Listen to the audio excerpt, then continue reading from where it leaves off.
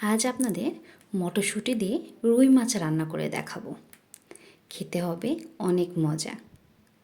আমরা এর ভেতরে পেঁয়াজের কলি টমেটো দিয়ে দিব।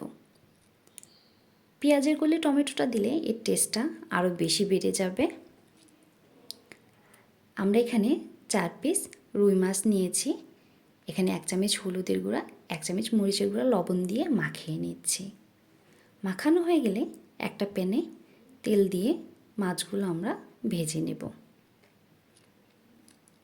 মাছগুলো আমরা উল্টে পাল্টে লাল লাল করে ভেজে নেব।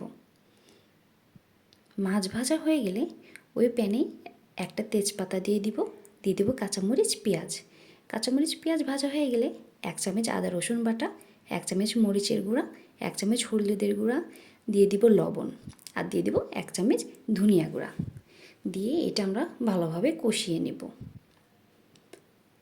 আমাদের কষানোটা হয়ে গেলে আমরা সব সবজিগুলো একদম দিয়ে দিব। আমরা এখানে কিছু আলু দিয়ে দিয়েছি। আলুটা এটার সাথে খেতে অনেক ভালো লাগে। এখন আমরা কিছুক্ষণের জন্য ঢাকা দিয়ে দিয়েছিলাম।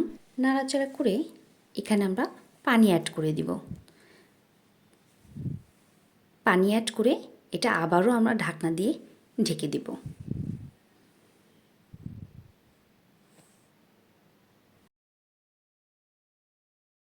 ঢাকাটা তুলে মাছগুলো দিয়ে দিয়েছি।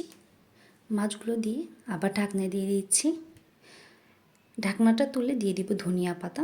আমাদের রান্নাটা প্রায় শেষ। এখন আমরা এখানে ভাজা জিরের গুঁড়ো দিয়ে তরকারিটা সার্ভ করব।